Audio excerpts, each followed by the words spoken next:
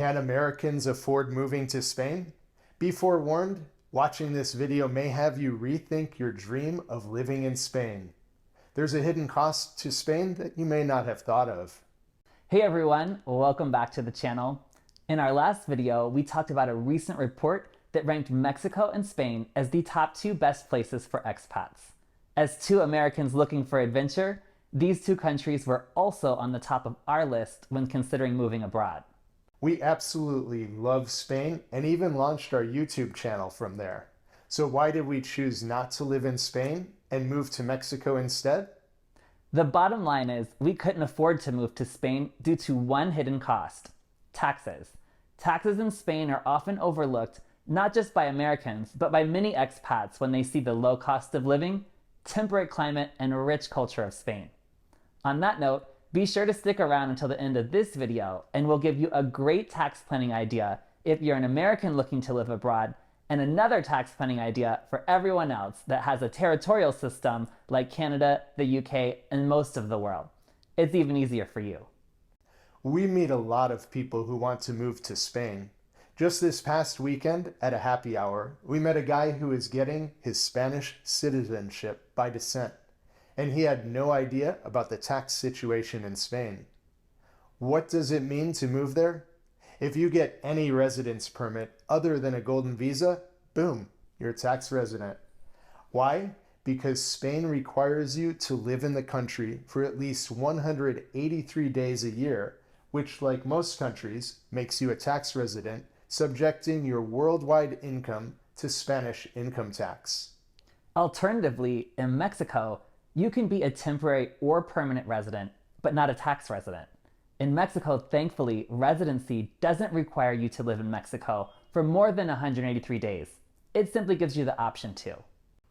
Just ask Shakira, who learned about the 183-day rule the hard way by accidentally spending too much time with her ex, Gerard Piqué, one of the most famous footballers in Spain. We actually had him on our flight from Miami to Barcelona right around the time Shakira's tax issues with Spain were hitting the worldwide press. It was not pretty, as the Spanish tax authorities were going after Shakira's worldwide income, claiming she owed Spain millions of euros in taxes. This is a nightmare tax situation. Also, the golden visa to avoid this 183-day requirement in Spain will cost you a cool 500,000 euros, or about 555,000 US dollars. And if you have that much money, you'll definitely want to avoid tax residency, as Spain has both an inheritance tax and a wealth tax as well.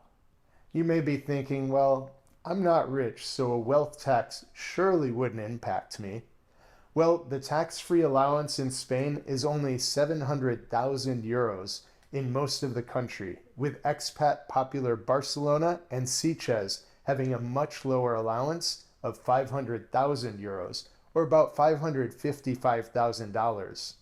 If you have money saved to live in Spain, it's very likely you will be caught by one of the only wealth taxes remaining in Europe. We personally did not want to live in Madrid, which currently has a 100% exemption to the wealth tax. Our goal was to buy a small flat in Sitges, just outside of Barcelona.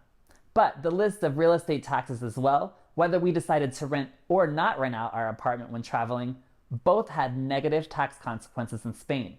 There's also a municipal tax like the council tax in the UK, as well as capital gain taxes on real estate from around 19 to 24%. As with everything in Spain, it's complicated.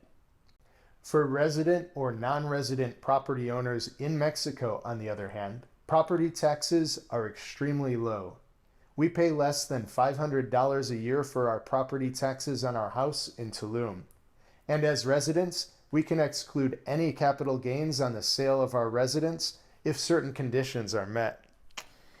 We would absolutely love to live in Spain, but the tax situation is a no-go for us. We started our channel in Spain and thought we would move there at some point, but we settled on Mexico as a better alternative. We can always spend up to 3 months at a time in Spain if we want to rent a place in Sitges for the summer, for example. This way we can avoid the tax headache that comes with living in Spain. As far as some tax planning ideas, if you were considering Spain, Many Americans look to Portugal or even France in Europe for better tax answers.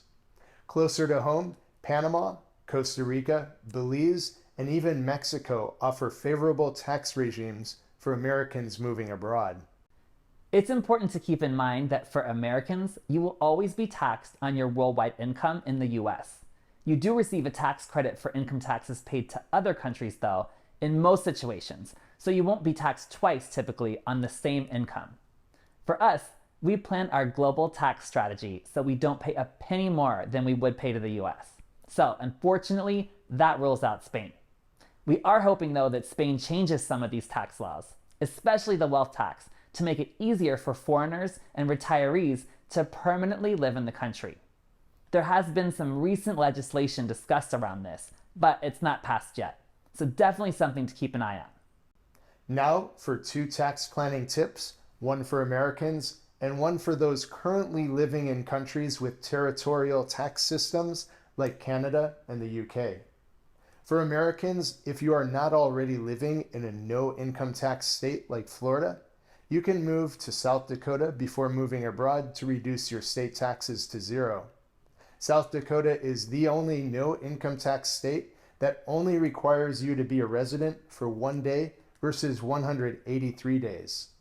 Of course, you will need to cut all of your ties with your current state, like selling property, giving up your driver's license, etc., to make it real. As for mail, there are numerous mail services that expats use to have a mailing address with options to scan and ship your mail. Also, if you are thinking of giving up your US citizenship to avoid US taxes when you move abroad, know there is an exit tax, if you will, on any unrealized gains in a stock portfolio or retirement portfolio, from my understanding. For our non-American friends, have you heard of the Trifecta Strategy? We first learned of this from the Nomad Capitalist, one of our favorite YouTube channels. Basically, the Trifecta Strategy allows you to buy or rent in at least 3 different countries around the world in order to have a home base for a certain amount of time without becoming a tax resident in any of them. Of course, you can travel and live in more than 3 countries under this strategy, but with at least 3, you will never hit the 183-day threshold for tax residency used by most countries. The Nomad Capitalist has more than 1 permanent residency as well, which we never even thought of. He has a plan B, C, D, E, and F. If this kind of topic interests you, we'll drop a link in the description to his channel. I've also just started another channel on personal finance and investing called Opportunity Stocks, so subscribe over there too. I hope to share more of our financial journey as well. We get a lot of questions about how we can afford to travel like we do and live in Mexico part-time as permanent residents. It all sounds counterintuitive, but you have to know the rules. And that's what I did as an international tax expert for years. But of course, I'm no longer licensed, so please don't take anything in this video as legal, tax, or financial advice. It's for your entertainment only and to show you the art of the possible. Always consult with your own professional advisors before making any financial decisions to make sure your specific set of facts and circumstances is included in any advice. Well, that's it for this video on why not to live in Spain. If you're thinking of living or retiring abroad, have you thought about the tax implications of your dream destination? Let us know in the comments. We found that many people overlook taxes and then find themselves in a sticky situation down the road. We'd love to hear your thoughts in the comments. Also, if you enjoyed this video, do us a favor and smash that like button for the almighty YouTube algorithm and consider subscribing to our channel. For anyone new to our channel, we've made a number of videos about Mexico and our travels around Spain. So definitely check those out and subscribe for more. We'd also like to thank our channel members, Frank and James. And for everyone else, please click on that join button on the homepage to learn more about our channel memberships. All right, that's a wrap. Thanks for watching, and we'll see you on the next adventure. Hasta luego.